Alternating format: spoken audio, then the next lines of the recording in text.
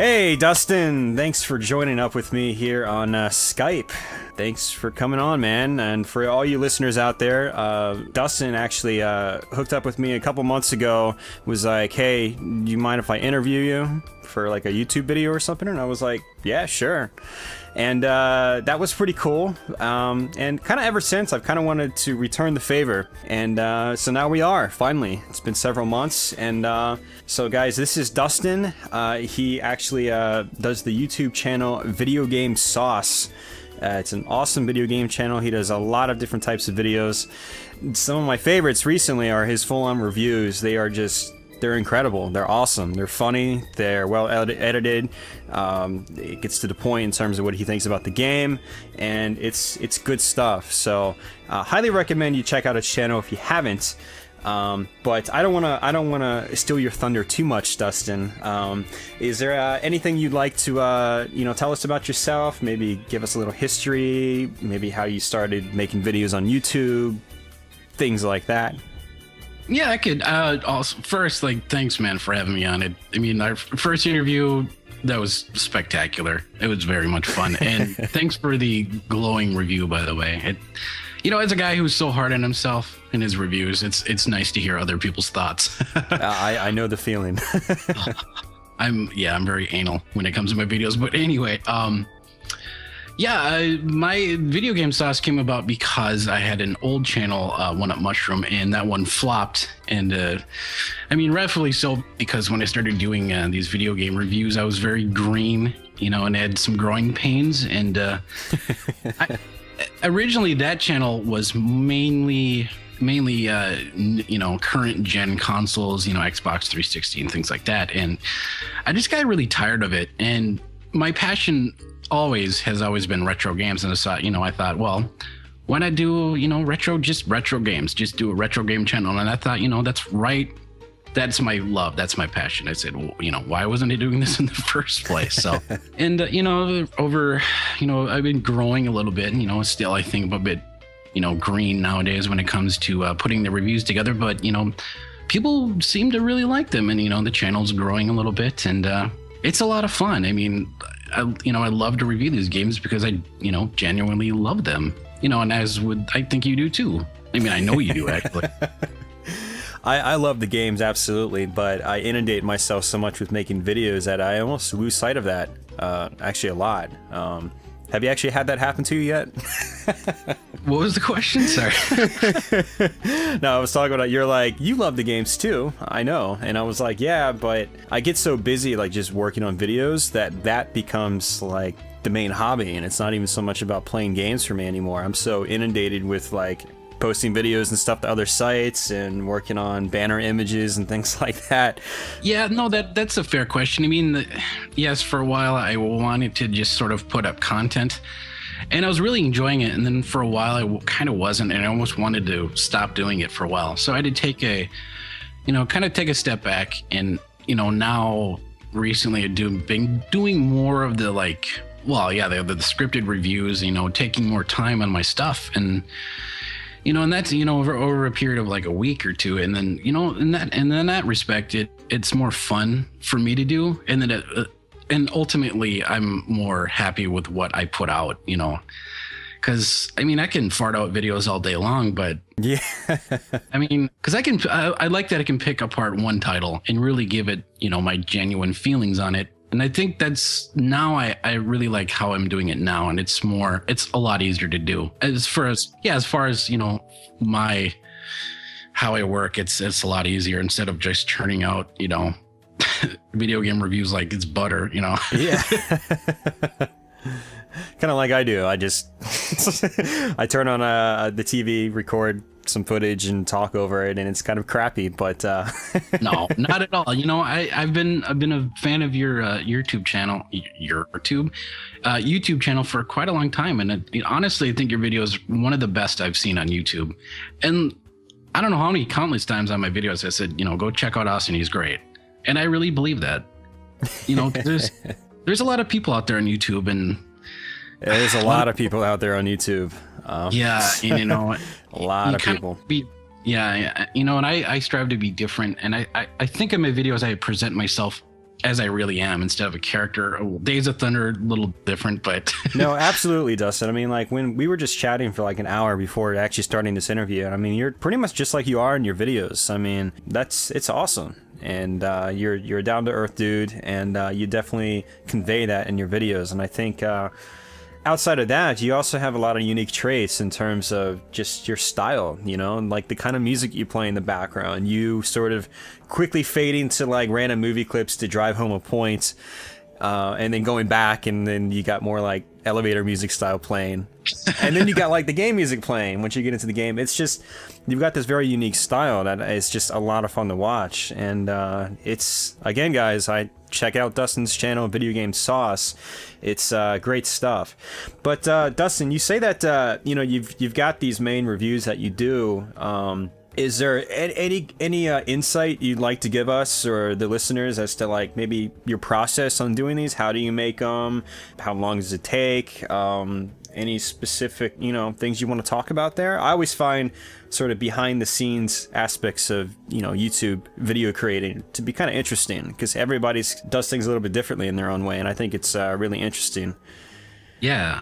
Well, I mean, with me, I generally usually pick games that fill sort of my quota, like things that I like to see in videos, like games that maybe haven't been reviewed to death is a good one. You know, like yeah. I don't think I'll ever review Mario Brothers because it doesn't need to be done. But yeah, generally, like Captain Skyhawk, I thought was an interesting game because, you know, I was playing it and I realized that it's half and half, like good and bad. And, you know, it's just one of those things, like, I was like, I was a little torn. I said, well, that's a great way to review this game. But I mean, in general, I'll play a couple games and whatever sticks, that really sticks. And like, my process starts with me just picking a game for, you know, whatever reasons, mostly because the game is unique, and just kind of going from there. You know, do some research online, you know, capture some footage, and then I'll sit down and make bullet points, and I'll make notes of, you know, actually I'll write down notes of when I'm playing the game, you know, things that I really want to touch on. Yeah. So, you know, I'll write down a script, and then generally I'll come back to it and fix errors, and then, you know, try to, you know, like maybe things I missed, and I'll write it down, and then I'll come back to it, and I'll actually I'll sit down and voice the whole script and see if it flows. And, you know, and then you got to put everything together, and I have to keep leaving and coming back to the review. Otherwise I just get burned out. And generally, like, I do like a review most of the time over a week. Okay. And I think it's a little bit better, especially if I keep going back to it. If I'm trying to force a point, it really feels forced. Like, you know. Yeah, I understand. It's a big process. I mean, everybody has their different process. Like, you know, AVGN made a video once of how he does his process. Yeah, that was really interesting. I saw that too. Yeah, and I think that video sort of helped me out. You know, if you break down things, for me anyway, it makes it a lot easier to review these games. And I love video games. I just don't want to get, you know, you can have too much going on and just feel overwhelmed. You know, if I pick one, and that's perfect for me, you know? Yep. Yeah, one of my personal problems is that I actually have like 15 different potential video ideas on my plate at once, and I'll start like working on each one like bit by bit. I'll have like a paragraph on each one, and I still won't know which one to actually tackle. And then in the end, I have no videos, but I have like all these like little mini drafts and sketches and whatever, and it's just I end up not getting anywhere. Your process sounds like it's actually it's good. I mean, you actually do quite a few things that I don't do that I probably should start doing. Well, and because I'm putting out videos that I'm comfortable, you know, doing, and I've tried different, you know, camera angles and things like that, and little, like you said, movie clips and things, because it's funny because when I'm writing these scripts down, and all of a sudden I get like something from so-and-so show or movie pops in my head, I'm like, that would be good because that's really what I was thinking of at the time. And, you know, and plus, like, you know, I mean, for a while there, I was really putting out really bad videos, I'll be honest here. A lot of my old videos I'm not really proud of. Hey, and, man, you gotta start somewhere, though. I mean, the first year and a half I was on YouTube, I literally just shot my TV with the camcorder. It looked like ass. But I thought it was okay because other people were doing it. And, you know, to be honest, I wish I had upgraded my hardware like immediately starting YouTube, and just, it was kind of like a year and a half wasted, I feel. But, you know, you got to start somewhere though, and then eventually you'll look back at your stuff and realize, oh, man. Yeah, I did recently. I watched my very first review and I was like, man, I wanted to delete the video. It was so awful. I mean, I sounded so.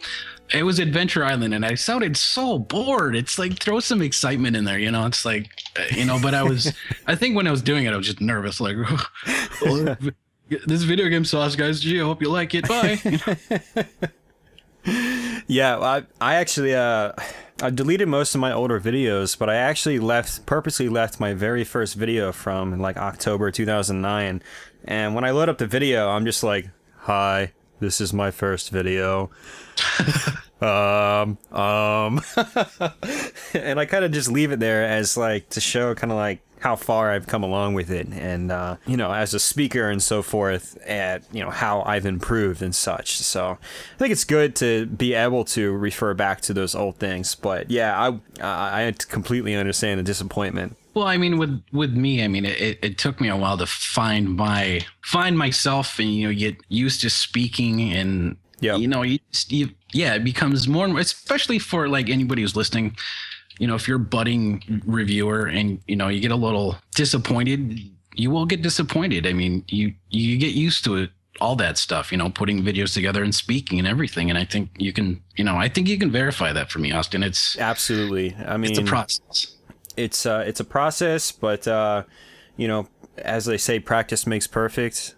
And not really so much perfect, but like when I first started making videos, I was really uncomfortable, and I was actually really uncomfortable for a long time. I mean, I enjoyed doing the videos, which is obviously why I kept doing them. And there was a point where I would do like a video every day, but I was like uncomfortable just talking to a screen, to a camera microphone, and it was weird. And I'd never really done anything like that before. But it's at the point where like I'm almost more comfortable talking to the camera now than I am like actually out in some kind of social situation. True. You know, I agree with that. It's like I've completely gotten over that anxiety or that sort of phobia. I used to have a really hard time speaking just in front of people, and now I'm kind of like doing that now, but I don't have that problem anymore. So yeah, well, and that's why like you know, for a long time, I made an effort to not be a character. I mean, I really like, and now I present myself like I am because that's my comfort zone. So, you know, you actually sort of touched up on a point I was going to ask is, do you have any suggestions or tips for any newcomers that might be, you know, kind of toying around with the idea of making videos? Yeah, I mean, my number one rule for anybody who's, you know, thinking about doing reviews, you know, nice videos is nice, but good audio for me goes a long way, because bad audio is really bad audio. To my ears, it's hard to listen to. But I mean, generally, finding your comfort zone, you have to find your own comfort zone, and through experience, that's what you do. You know, try to find your niche. You know, try to find a video program that you like, and just go from there, and just keep working at it. It just becomes natural. You know, I do my kind of reviews, and Austin does his kind of reviews, and everybody, you know, on YouTube, you have to find your comfort level. You know, like, you know, my Days of Thunder review, I completely overacted, and I realized that, and you know, I'm gonna tone it down just a tad. So, you know, I was like, well, that was a little too over the top, even for me. So I don't know. That was pretty good, man. I laughed my ass off on that video. That was an awesome video. Oh, thank you. Days of Blunder. Well, my wife is very honest with me. She goes, you know, that Days of Thunder review, you kind of overacted a little bit. I'm like, I kind of did, didn't I? Yeah. But I mean, granted, it was, for me anyway, like kind of a bland game. And, you know, then later I had some comments roll in like yours, where you said you had such good memories of this, and I felt bad, like I just shit on your memories. I was like, oh. No, and then I think I responded back how, like, you know, I had memories of it as a kid, but how fond they were was another story altogether. I mean, yeah. Again, it's not a game that I have ever had a desire to play again. I have it on my collection wall. Never even tested it out since I've had it. And, you know, I've got memories, but it's not like they were Mega Man or Ninja Gaiden memories or Castlevania memories, you know. Now, if you said Ninja Gaiden sucks balls, I might have to track you down and Dude, you know, deal with you. I would be beaten in the street for saying that. There's no way. I mean, even if I thought that game was bad, there's no way I could say that online because it would start a hate war, a flame war. I mean, is what I meant to say. But oh my god, you would never exist on YouTube again. No, I would be negative, disliked into oblivion. I mean, besides, Ninja Gaiden is fantastic anyway, so I have nothing to worry about there. Absolutely. And if you think otherwise, you're wrong. Just kidding. Just kidding. But yeah, you know what? I'll be so bold as to say that. That's an awesome game. If you don't like it, well, you suck. So, Dustin, that's awesome being able to talk about, like, you know, your videos, how you do them, and so forth. Let me sort of segue that into some more general gaming-related questions. Sure. Let's pry a little bit. Oh. No, stupid little question. Do you have any like specific favorites, favorite types of games to play? Any particular genres you prefer over others? Yeah, definitely. I generally like action type games that are simple. I mean, like we were talking before, Castlevania is one of my most favorite games because it's simple and challenging and very fun. Like, okay, driving genre games generally aren't my favorite because I'm horrible at them. I can't do it. Like I was playing Sega Rally the other night and I suck. I can't do it. I want to play a game to have a good time. Yeah, generally I like very, very challenging games that sort of plunk you in the game and you kind of have to figure things out. Whereas my feeling is a lot of newer consoles sort of handhold and baby through it. And I don't really care for that. Like that's why I like retro games because like an Atari game, they're challenging and you have to that's what that does, Yeah. So you don't have an arrow pointing you in every direction and that's I'm actually in the same boat, Dustin. Like I don't play nearly as many modern games as I used to. And the biggest factor in that is, well, aside from all this DLC crap that they're trying to shove down our throats and all that other stuff, big corporate stuff I'm not a fan of right now, there's just way too much hand-holding. There's way too many cinematics. It takes an hour or two just to get past the training stage half the time. It's just like, one thing I love about retro games is just turning them on, hitting start, you're thrown into the game, and you're basically just thrown in neck deep. You got to figure it out yourself. And that's a big part of it. And the thing is, they're not usually that difficult to figure out. And it's just, there's just more satisfaction that comes from that, though. Whereas in a modern game, you're just kind of like trudging through this story that maybe be half-assed to begin with. And I don't know, man. I'm definitely in the same boat in terms of modern games. Yeah. I mean, my biggest thing is if a game is challenging and it challenges me, those are my most favorite games. Yeah, same here. I mean, because like I just recently got into Gradius. I love that game because it is insanely challenging. I mean, to me, and people might argue with me, but I think it's a great game, But like modern console games, like I can't think of any really offhand right now, but some of them, they're dumbed down. Yeah. I'm sorry. That's my feeling. But what's kind of funny is the ones that aren't really dumbed down kind of get bad reviews. Prime example was the 2010 remake of Splatterhouse, and I loved that game. And you can actually see a really good review of that by the Happy Video Game Nerd, and he loved that game as well. But it got completely trashed in the press, and a lot of the problems they had was, well, you're kind of lost in the beginning. There's nothing telling you what to do, and blah blah blah, and that was like a savior to me. I was like, this is awesome. It's like, it's how games should be. And then everybody else complains because there aren't arrows pointing them in every direction. And, the game doesn't pause every time like it introduces a new move or something like that, and well, and what fun is that to have somebody to tell you everything to do? I mean, I can beat a game no problem if somebody is going, well, go over here now and they'll go over there. And that's, I mean, generationally speaking, that says a lot about today's current generation that they wouldn't like Splatterhouse. I mean, I think I love Splatterhouse. That's an awesome game. I don't need my hand. You just go up and beat things up. Yep, basically. And yeah, it's crazy, man, where it's gone. We kind of sound like old fogies now.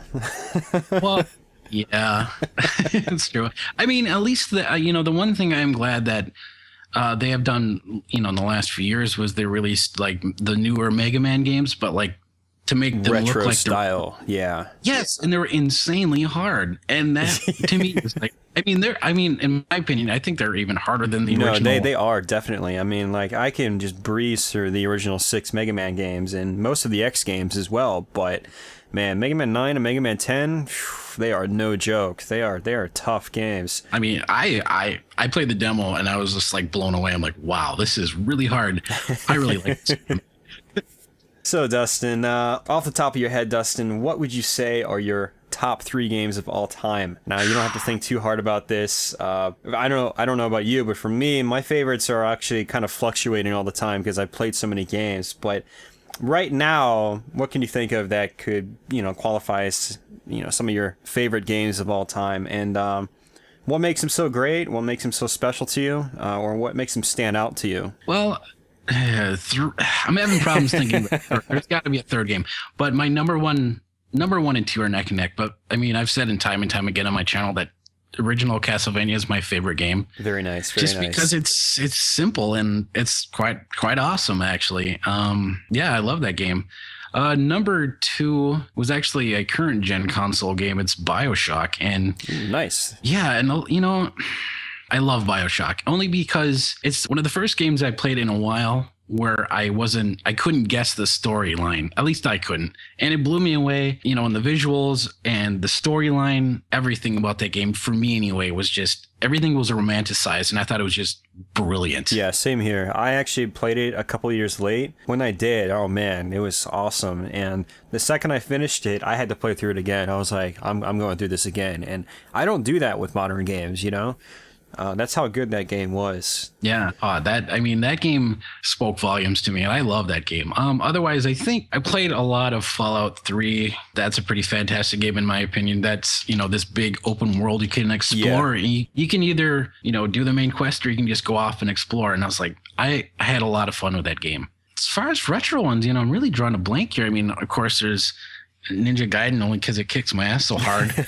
Actually, one game I haven't been able to beat, and I keep going back to Castlevania, so I apologize, but Castlevania Bloodlines, I love that game, but I just cannot beat it. That's an awesome game. Yeah. I know, and you did a long play of it, and I was like, and so I ended up buying it.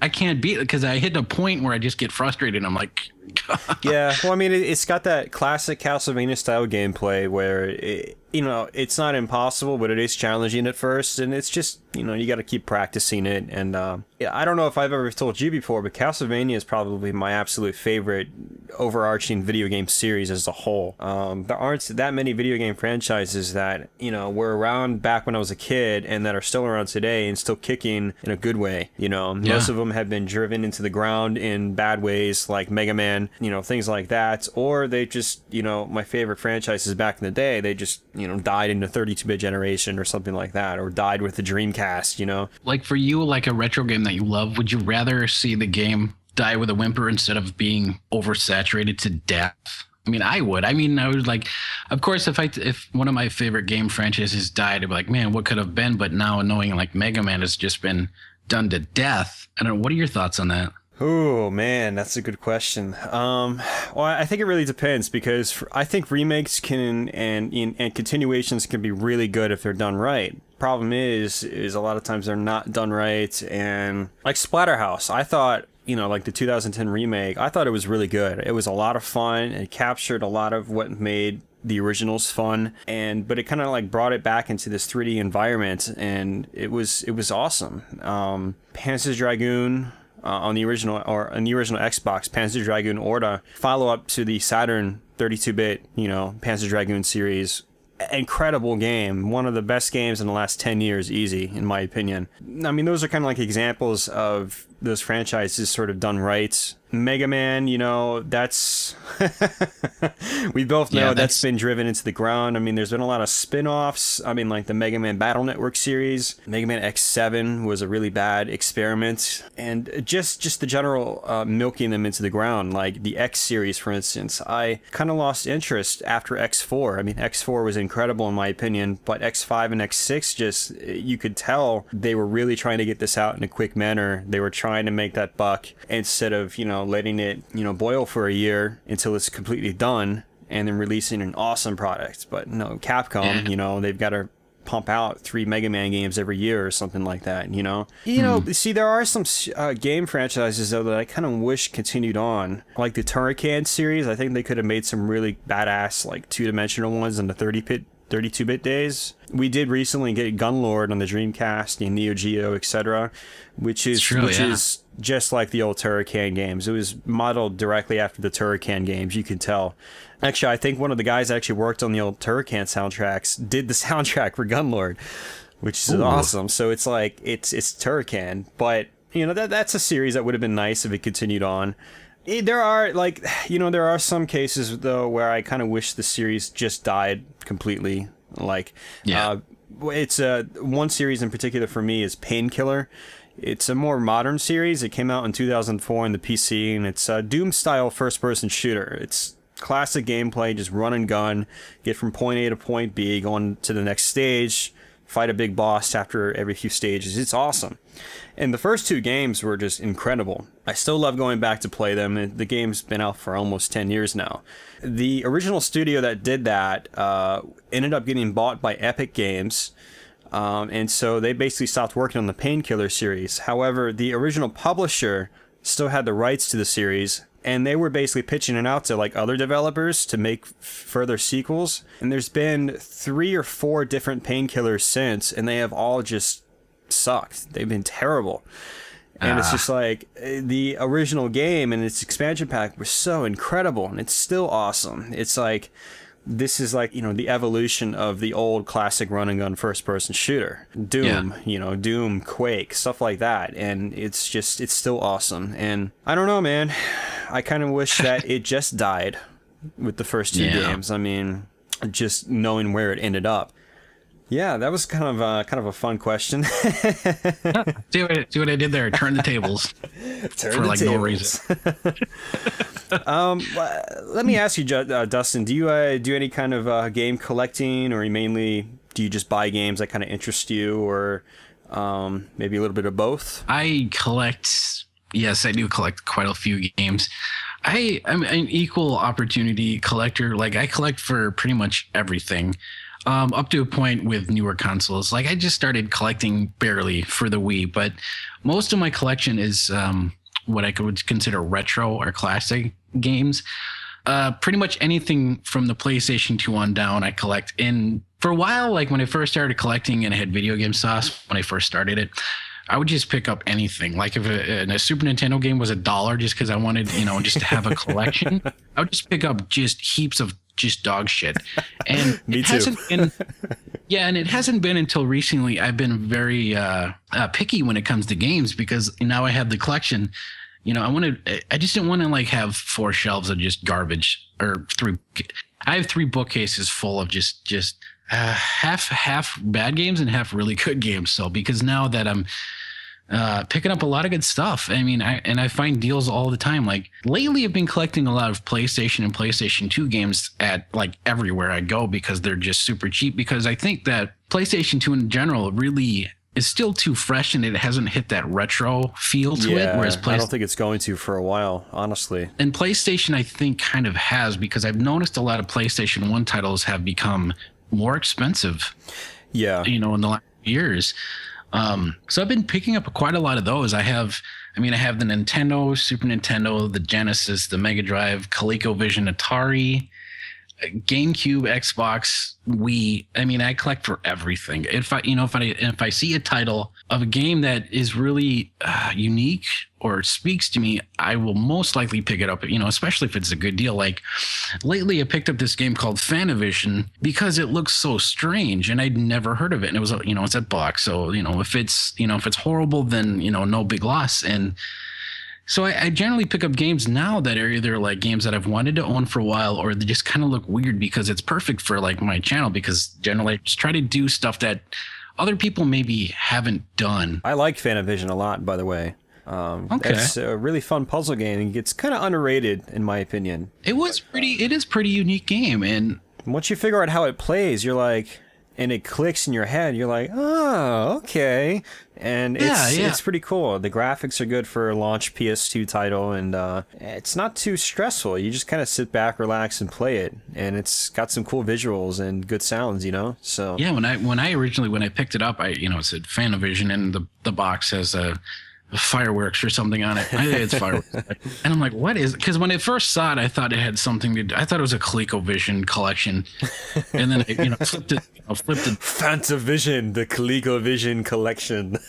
I didn't know. I just saw Vision, and I was like, oh, I don't know. It was weird that my brain went there, even though there's fireworks on the cover.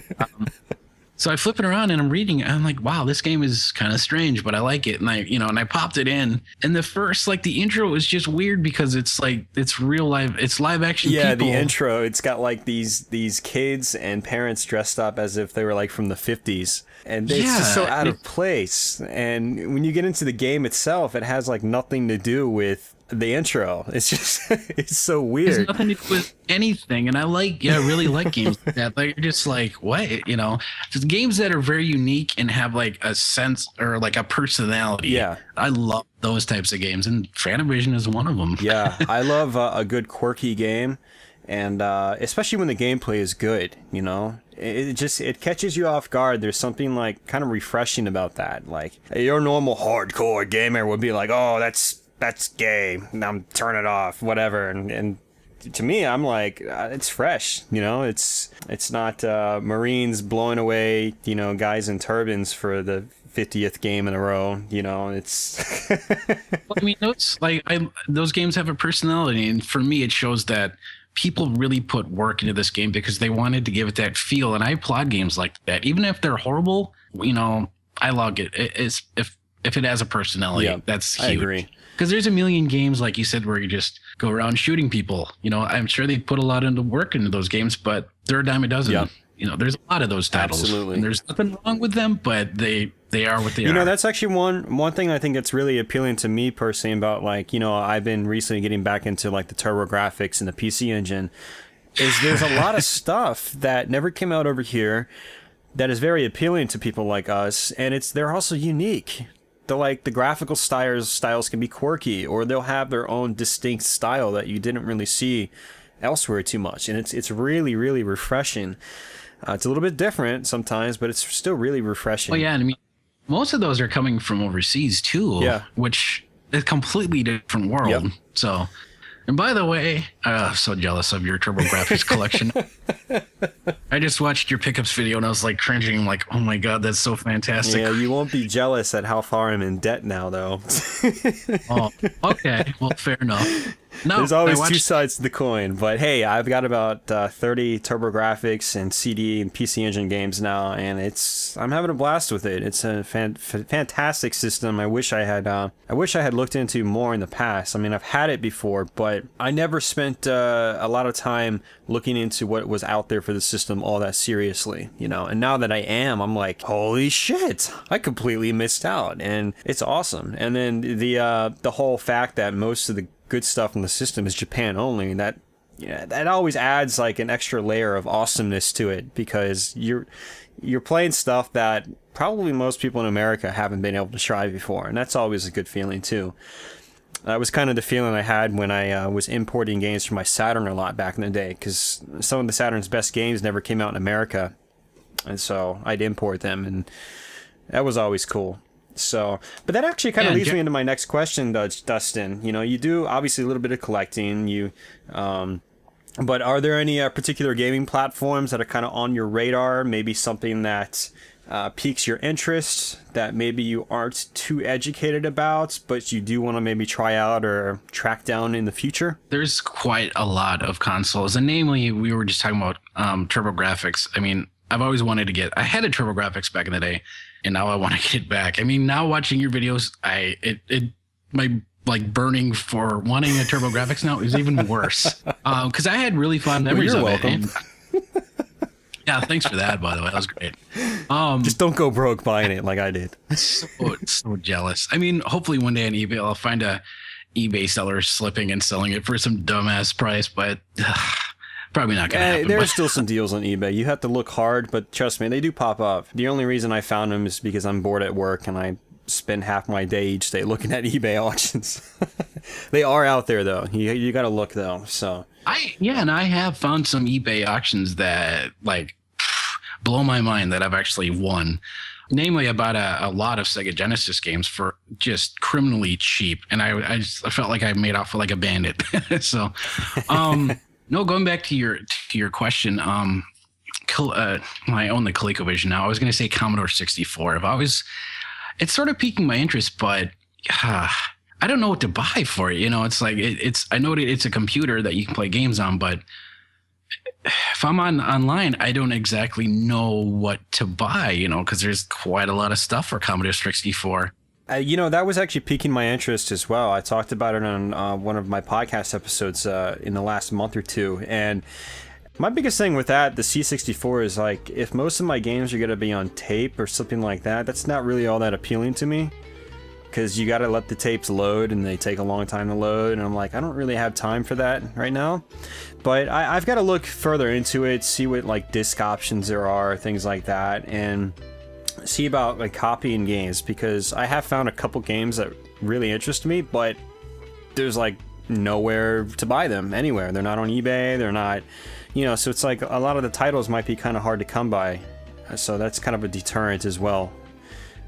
Yeah, and you know, some of that stuff, I was actually looking at that because I watched, I don't know if you're aware of who Lazy Game Reviews is. Oh yeah, man, his stuff is awesome. I've followed his stuff. He's great, but primarily that's why it really piqued my interest, is just because of Lazy Game Reviews. I watched, you know, a few months ago, I'm kicking myself now, but I found this thing, and I don't know if you know what it is, but it's called a supercharger. But basically what a supercharger is, it's like it's this attachment. You can hook a tape to it. You can play games that were meant for the Atari 2600, but with better resolution. It's really strange. And I found one 2 months ago for dirt cheap, and I'm online now, and they're just expensive as hell and rare. Did you pass it up? I did. I didn't know. I didn't know what it was. I didn't know what it was. So I got home and I was like, "Oh, what is?" And I looked into it, and I just wanted to throw myself out the window. Anything that looks like crazy weird on the Atari, buy it. You know, like if it's like $1 or $2, buy it. You might have like an air raid in your hands or something like that. There's that'll probably never happen, but you know, you might get like those Zonox like double N cartridges that are like twice the size of normal cards. Those are worth like, I think, 10 or 15 bucks a pop, you know, without the box and stuff like that. And there's some stuff out there, and a lot of like the uncommon stuff I found on Atari is kind of, well, weird looking stuff. Yeah, it is. So that's my rule of thumb now. If something looks weird, I should probably just buy it, because it might be rare as hell. Yeah, and actually when it comes to things like the Atari, it's like, I'm not as familiar with like the rare games in the library, so if I see anything out in the wild, it's like a buck or two that is just a game I've never seen before on the Atari, I'll buy it. I mean, because I know what all the commons are. Like, they're the games that, if you find them in the wild, it's always like Pitfall or Space Invaders or Asteroids, things like that. But if you find some weird game, like, if it's a buck or two, I'll buy it no matter what. And then sometimes I'll get home and realize Atari Age lists it as like a rarity 5, 6, or 7 or something like that, you know. And actually, I did that once. I bought a Qbert game for the Atari, and then somebody told me that I had a sort of rarish version, so that was kind of a nice find. Nice. Yeah, I like finding stuff like that. Like, yeah, I mean, stuff that I have no idea what it is, but it just looks so strange. And those are my favorites. Like, what is this? You know, you turn it on, you're like, holy shit. Like, what the hell is going on? So, Dustin, I think we'll go ahead and wrap this up. Again, I really appreciate you coming on here to let me interview you like this. Glad I was able to return the favor, and it looks like we've actually got quite a bit of quite a long interview, so we'll see how much I chop this down. Maybe none at all. But my last question was, I mean, was there anything else on your plate video-wise? Yeah, actually, I'm working on a Super R-Type review, and it's backstory here, and you know what I'm going to say here, I think. You were doing the Shoot 'em Up marathon. In honor of that, I bought Super R-Type at Half Price Books near me for like $3. Turns out it's an absolutely fantastic game. And something about that game really speaks to me. So that's basically what I'm doing now. And I still have I have other reviews that have been on the back burner for a while, and I should probably get to those too. So yeah, I guess people can look forward to that. And you know, somebody might be making an appearance on that. I don't know. Who knows? I don't know. So, Dustin, we can obviously find you on YouTube, VideoGameSauce. There is some other websites you're a part of, apparently? Yeah, I'm retroactive.com. Go check it out. Really like it there. And, you know, Austin's there too. It's very well done, very well run as well. I like it because I don't know how old this site is, and I kept saying in my videos that it's new, and I don't know if that's the case, but it's fantastic. I see some really positive beginnings there. Very cool. Yeah, and of course, we're both on Gamester81's channel. Check it out. John's a really super nice guy. Really nice guy. Yeah, John was actually, I got signed up about 2 weeks ago, and John's been just helping me out big time with getting on the site, you know, posting tips and things like that. So, very cool site as well. So you're at I'mRetroactive.com and Gamester81.com. Anywhere else we can find you? You on like Facebook or anything like that, or? I'm on Facebook because somebody bugged me to do it, and I did it. So now I have Facebook.com/VideoGameSauce or something like that.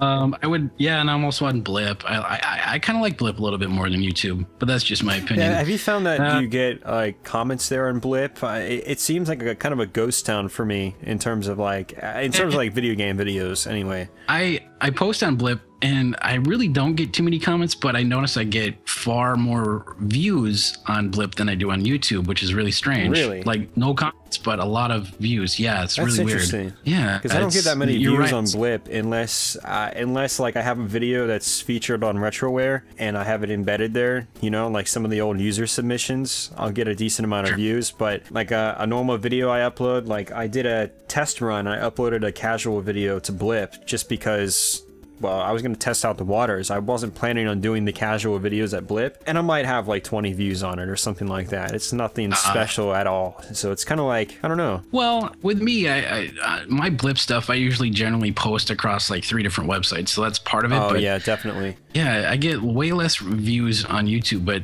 far more comments. YouTube has been kind of a bastard to me anyway, so I have my opinion of YouTube lately has been a little. Yeah, you were having some issues like uploading videos, like your thumbnails weren't popping up, and then you might have had like monetization issues and stuff like that. And I still do, and I fixed this thumbnail thing, which is really stupid. Yeah, the monetizing, it's just, I don't know, it's just not happening. It's really frustrating, you know. I don't do these videos for the money, but you know, if I'm a pretty broke guy, you know, a little sock money wouldn't be so hard, you know, so bad. So. No, absolutely. I mean, the videos, they take a lot of time to make.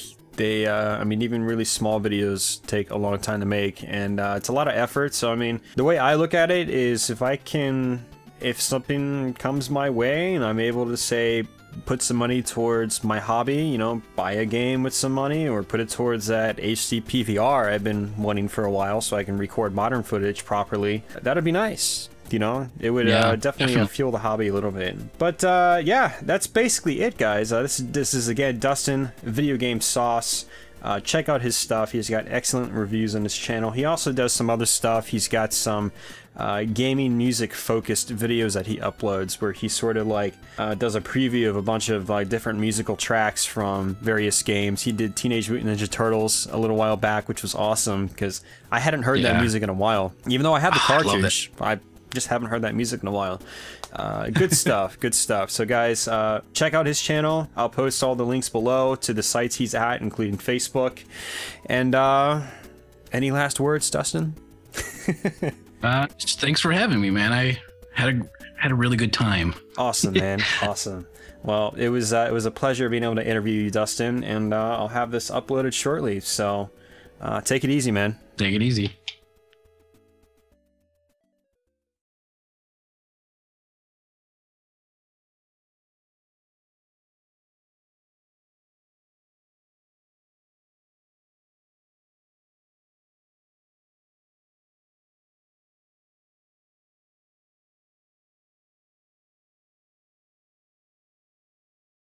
I have to go to the bathroom.